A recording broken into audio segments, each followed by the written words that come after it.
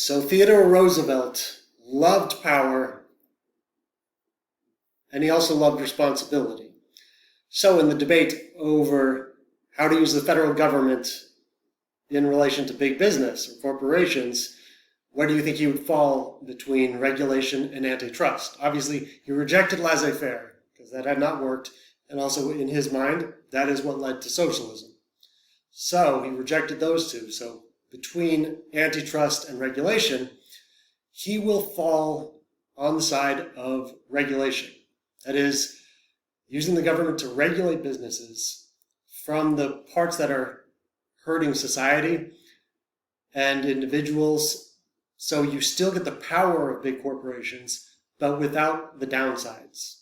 And he made this very clear in his first State of the Union address. He said, antitrust is not the right way. We need regulation. However, just a few months after saying that, he will launch, under his direction, the U.S. government will launch a major antitrust suit against a company called the Northern Securities Company. This was a railroad corporation that controlled all the railroads, essentially from Chicago over to Washington. It controlled like 25% of all railroads in the nation. Now, if you follow the Northern Securities Company, if you follow the paperwork, turns out it was owned by J.P. Morgan, a really rich financier. He was the one that owned majority stocks, so he controlled it. So Morgan sent a message to Roosevelt saying, hey, I'll send my guy, you send your guy, and let's just get all this worked out and, not use the court system. Roosevelt said, nope, we're going to go through with this. And 2 years later, the Northern Security Company would be broken up. Following this, during his administration, he will launch 44 antitrust suits against large corporations. What the hell's going on? He had just said he doesn't support antitrust, and one of his nicknames, he's got a lot of nicknames. He also, fun fact, has more cartoons drawn about him than any other president because he had such a big personality. One of his nicknames was the Trust Buster. So he will bring 44 big antitrust suits, including the one that breaks up Standard Oil. So what is going on here? Well, part of it was he is sending a message to his own party in Congress. Remember, presidents cannot pass laws. They cannot pass regulations. It has to be Congress. A lot of Republicans in Congress were still supported laissez-faire, and so what presidents can do is enforce laws already on the books. So since he can't pass regulation, he can use the Sherman Antitrust Act. As president, he has the power to do that, so he is using the power that he does have, the Sherman Antitrust Act, to send a message to his own party in Congress, look, you better support regulation, or I'm going to continue antitrust. So he's sending a message to his own party. He's also sending a message to corporations.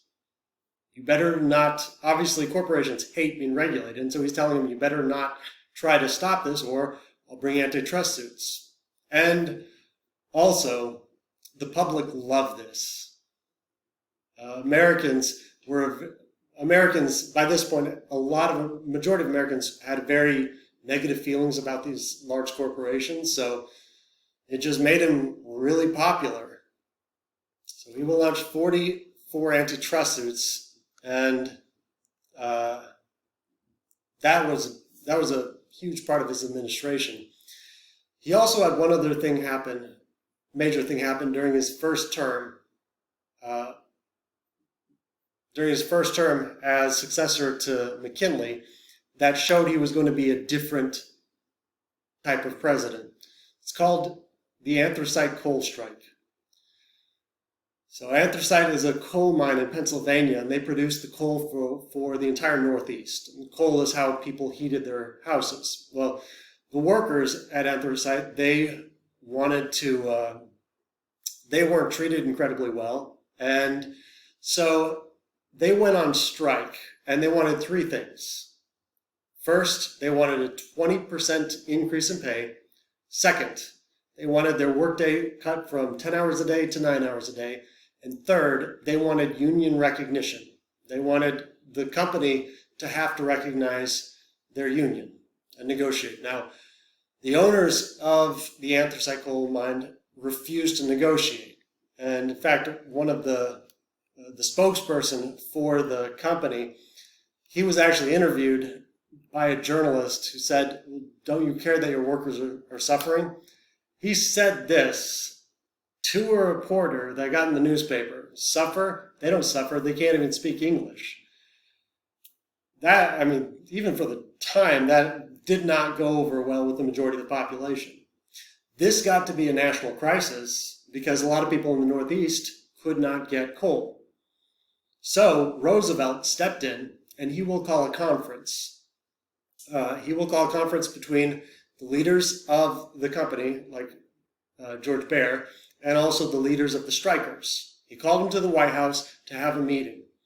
And when they got there, the managers of the coal mine, they behaved like children. And when I say like children, I mean it was Teddy Roosevelt, the leaders of or the managers of the mine, like Baer, and the strike leaders, all sitting at a table, and like the Baer and the other managers refused to even acknowledge the existence of the strike leaders.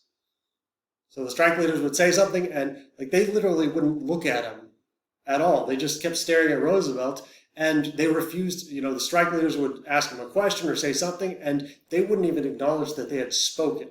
So they were behaving like children. Roosevelt was so pissed, especially because after just a little while, it was obvious this wasn't going anywhere. And the managers of the mine, they got up and they just walked out. And before they left, one of them turned, looked at Roosevelt and said, "You need to send in the military and take care of this." So Roosevelt was so mad, he was so furious that almost immediately after, he called a press conference and he told journalists, "I am going to, as president, I am going to send in the U.S. military, and we are going to take over the anthracite coal mine." Now, is this constitutional? Oh, hell no. Is he allowed to do this? No. Did he really mean it, or was he just angry? We don't actually know. But the anthracite coal mine, if you follow the paperwork, guess who owns it? J.P. Morgan. Morgan, having learned from the Northern Security Company case, he told the managers, "Look, you need to get this figured out. You need to negotiate because Roosevelt means what he says." So Roosevelt making the threat was so, it scared the hell out of J.P. Morgan. And Morgan insisted they do. So the managers for the mine, they had to go back and be like, "Hey, Roosevelt, buddy, yeah, let's negotiate. Let's try this over." And so ultimately, and this is what's really important to know, there was a fair negotiation. And you can tell it was fair because in the very end, everyone felt like they had been screwed. So what the strikers got was a 10% raise. They got their work days cut from 10 hours to 9 hours, but they did not get union recognition.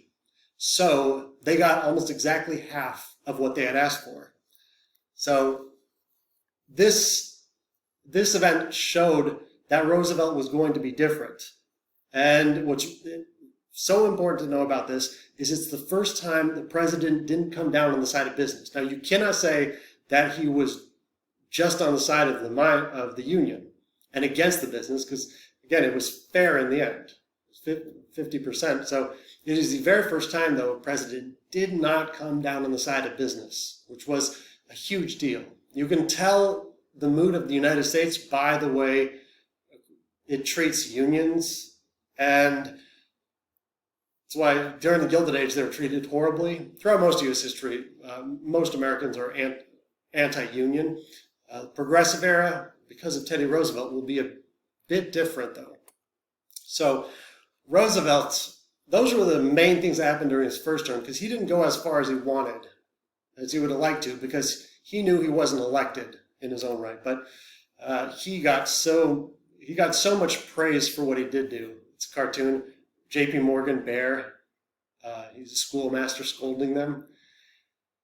Roosevelt was so excited for the election of 1904 because he wanted to win in his own right, so he could enact more legislation, or so he could push more legislation. So in 1904, he will run, and he is wildly popular, and he will run on a square deal. That sounds familiar. His fifth cousin, FDR, will run on the New Deal, which we'll talk about later. Square deal, what is the definition of a square? Equal on all sides. And that's what he was getting at. He was going to run an administration that's equal on all sides. Equal for business, equal for workers, equal for consumers, equal for the environment, equal on all sides. So no one gets favorite treatment.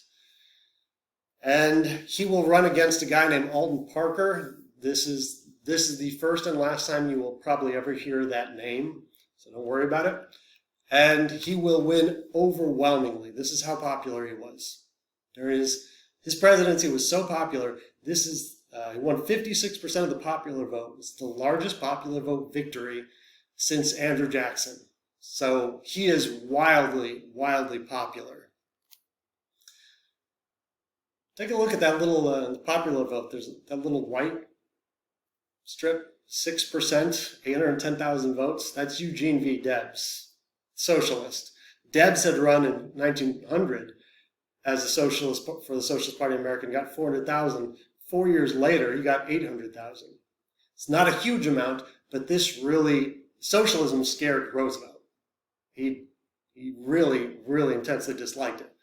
So, because of this, and because Roosevelt would be pushed, there were a lot of Republicans that were moving in a more progressive direction that will push him to support more progressive legislation. And that is exactly what he'll do in his second administration, is he will go much further in supporting progressive legislation and which will expand the size of the government. After Roosevelt's victory in 1904, he will move in the direction of regulation. And with his strong backing, because of his leadership, 3 major regulatory measures were passed during his administration. The first one you absolutely must know for your essay. It's the Hepburn Act. If you remember, the ICC, first federal regulatory agency in U.S. history, was created to regulate railroads. The way the ICC works, 5-man commission, and if someone complained to the ICC, they could go and investigate, and then the ICC would go to the courts and say, this railroad is raising their prices, so they need to lower it. And then the courts would rule whether the railroad had to lower their prices or not. The Hepburn Act, it greatly increased the power of the ICC. So this specifically increased the power of the ICC. Now, it's very complicated, but the major thing the Hepburn Act did is make it so the ICC could force railroad companies to lower their prices without going to court. So the ICC now can just tell a railroad company, hey, your prices are too high, you need to lower it. So now people go to the ICC, say this railroad company has raised their prices. The ICC goes and looks, says, oh, they did. And then the railroad company can tell the railroads, the ICC can tell the railroads, you have to lower your prices. If the railroad company thinks that it's unfair, then the railroad company has to bring a lawsuit to the courts. And the burden of proof is on the railroad company that, no, our rates are fair, and the ICC is the one being unfair. So this flips the whole thing on its head. Instead of the ICC going to the courts to bring a lawsuit to get the railroad companies to lower their prices. Now the ICC says lower your prices, and if the railroad companies want to challenge that, they are the ones that have to go to courts. And quite often they wouldn't even go to court because they knew what they had been doing was just trying to gouge customers. So this greatly expanded the power of the ICC. And this is so important to understand because this is one of the reasons, one of the many reasons the US government has constantly expanded. One of the major themes of this whole course is because with the rise of these corporations, the rise of business, regulatory agencies continuously have to change and evolve to adapt to the companies. Because what happens when a regulation is passed? These massive corporations use their money to get lawyers to try to find ways around it. So regulations will constantly have to be changed and adjusted. So the Hepburn Act, it is the first major adjustment of the ICC, and it greatly expands the power of the ICC, which of course means the size of the ICC and the amount of employees has to grow. So this is one step in that process of the federal government growing bigger and bigger to regulate businesses. As businesses expand, the power of the federal government will naturally expand. It expands in many ways, like size of the military, but this is just a key one. The size of the regulatory agencies. This made the ICC so much more effective. This is an actual cartoon from Puck's magazine. It's called, from 1907. If you look at the big bear, it says the Interstate Commerce Commission. The other big bear says federal courts. And there are the railroad companies like running away. There's Roosevelt in the background. So this made the ICC much more effective. And so, of course, businesses hated it. So that is something you need to know for your first major writing assignment. Another major piece of legislation is Pure Food and Drug Act. Now, before 1906, companies did not have to say what is in their food or medicine. So there's no regulations whatsoever. And obviously, this is insanely dangerous. For example, there was one of the most popular medicines for women was called Lydia Pinkin's vegetable compound. Ooh, vegetable compound. That sounds good. Well, it was like 20 or 30% alcohol, but it didn't say anywhere on it that it's full of alcohol. So, woman's feeling bad for some reason, she takes a drink, and hey, I feel better temporarily. Of course you do. You're drinking, taking a shot. And it turns out this is for women, but hey, it made men feel better too. So this kind of stuff was just absolutely normal. It's funny too, because sometimes they weren't even sly about it. Cocaine toothache drops. Your child is having teething and you give them one of these and all of a sudden they stop hurting because it's got cocaine in it. Hey, heroin, sure, that'll make you feel better. If you've ever seen those doctors in the old movies that have the big briefcase with all of the, vials of liquid in it, they're called apothecaries. They used to go around to people's houses and like someone's not feeling well, they'd be like, oh, here, what are your symptoms? And when they're told, they open their thing and they start mixing the vials. Those vials were just like heroin, alcohol, cocaine, stuff like that. And so it didn't matter what you have. Once they gave it to you, yeah, you all of a sudden felt better. Pure Food and Drug Act. All it says is companies have to honestly say what is in their medication. They have to, or food. They have to have an ingredients list so you can say what is in it, and they cannot alter it or change it. Pure Food and Drug Act, it is the origins, and it is directly related to what is now the FDA, Food and Drug Administration. So it is hard to imagine a world where you are not able to see ingredients, but it was the world before 1906. And obviously, there are very few people that think that we should go back to that period. I know one guy who has his PhD who says that we need to abolish the FDA. His reasoning is, well, yeah, back then, companies would do things that were unethical, but companies now, they wouldn't do anything unethical. Whatever. Pure Food and Drug Act, obviously, you now have a whole other government agency, a whole other set of government employees in order to regulate the food industry. He also got passed the Meat Inspection Act. The origins of this was Upton Sinclair's The Jungle, that book by the socialist. It's about an immigrant family from Lithuania. The dad works at a sausage plant, and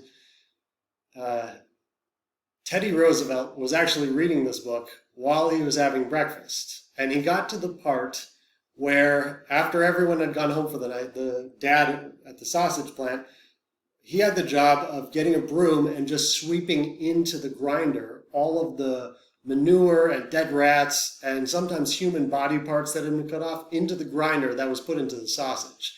And you'll never guess what Roosevelt was eating when he was reading that part?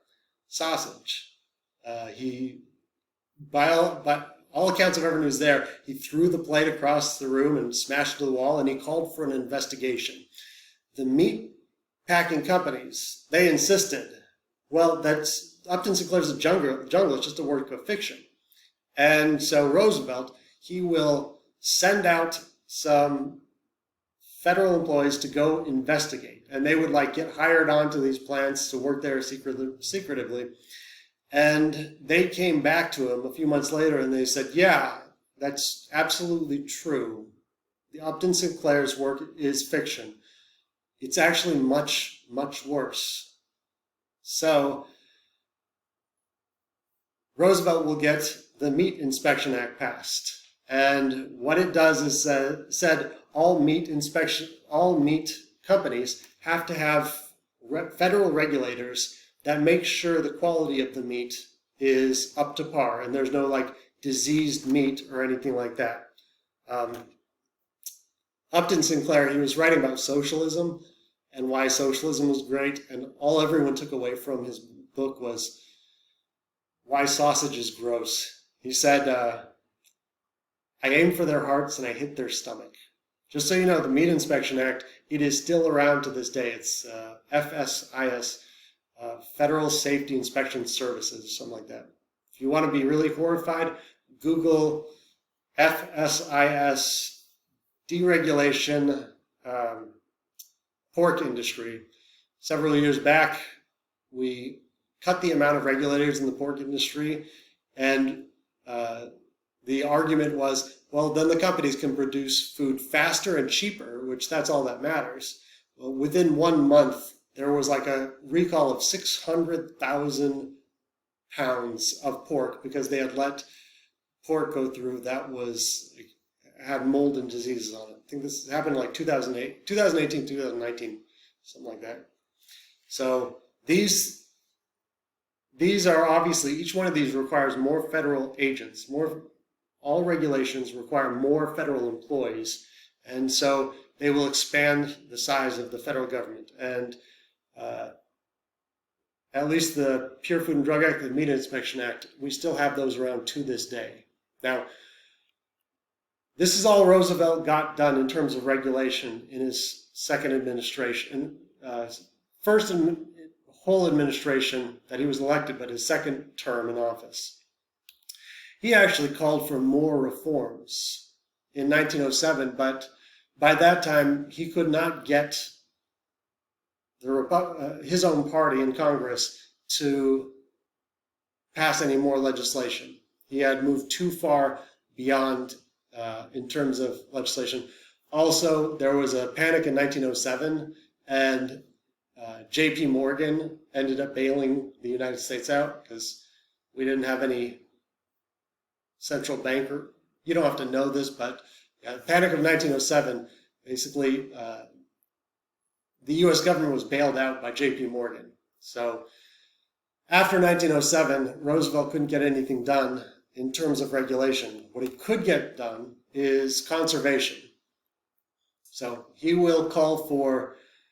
is the first president to call for conservation of the environment. Now, even in this, he is still controversial. Like, again, he's so controversial. He loved animals, but he loved hunting them too. He loved the environment, but he believed in using it and developing it. And so there are a lot of environmentalists that don't like him because he didn't call for just not using the environment. He wanted it developed. Conservation means development as much as it does protection. So he will call for using the environment, like he will support legislation to create the first dams. And as president, he will take out some 172 million acres out of public use. He did it with his right-hand man, chief forester, a guy named Gifford Pinchot. Pinchot was the chief forester, which is part of the Department of the Interior.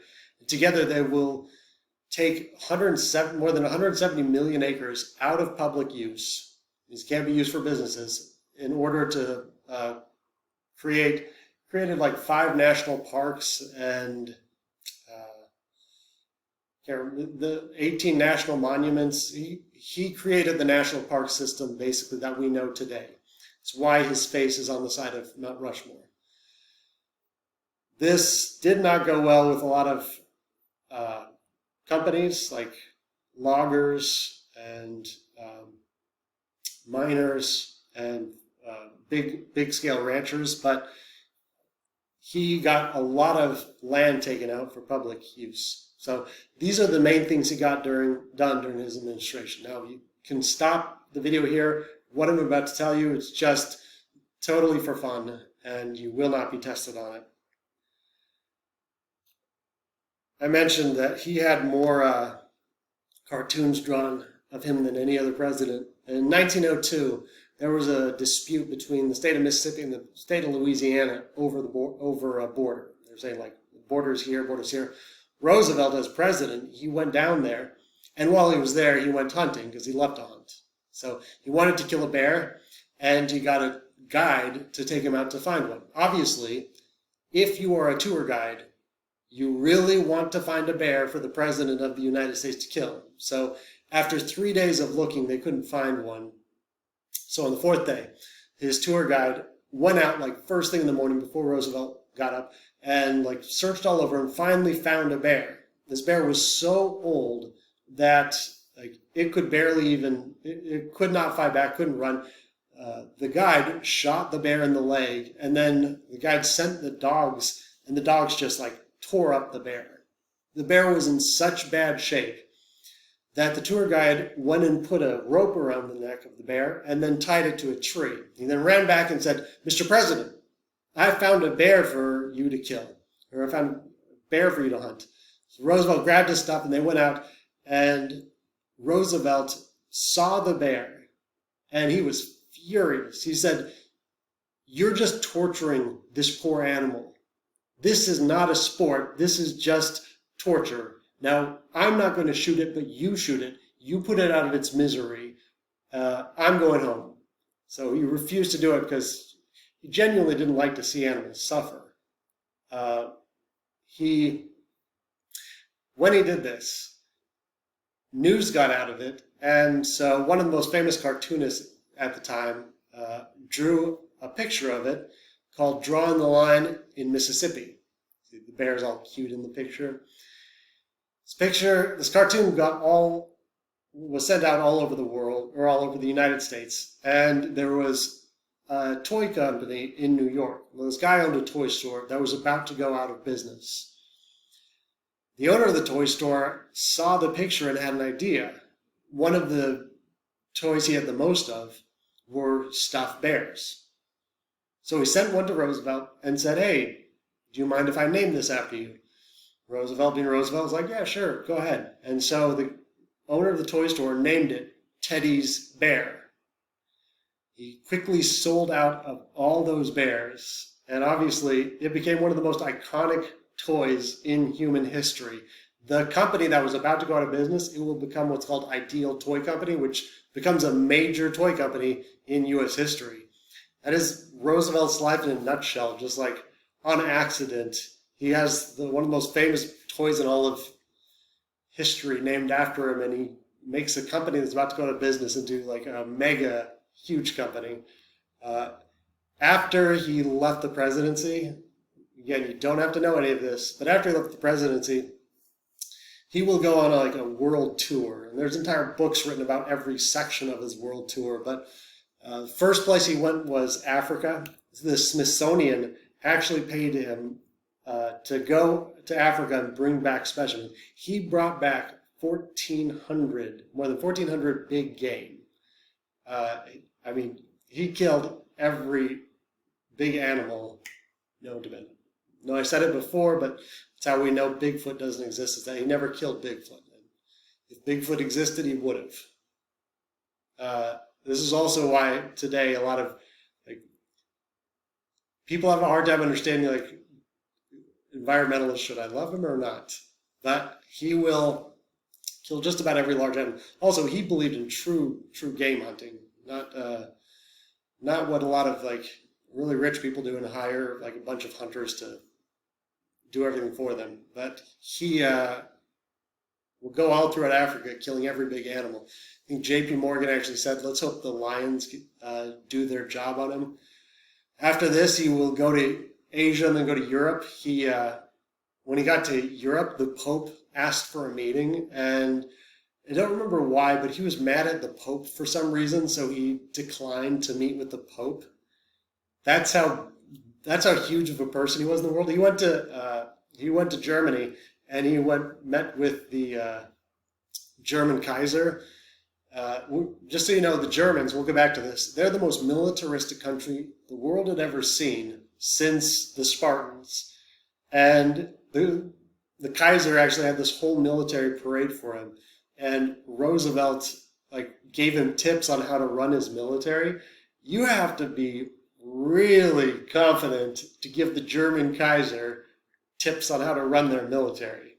But it's another day in the life of Roosevelt. So those were his two terms in office.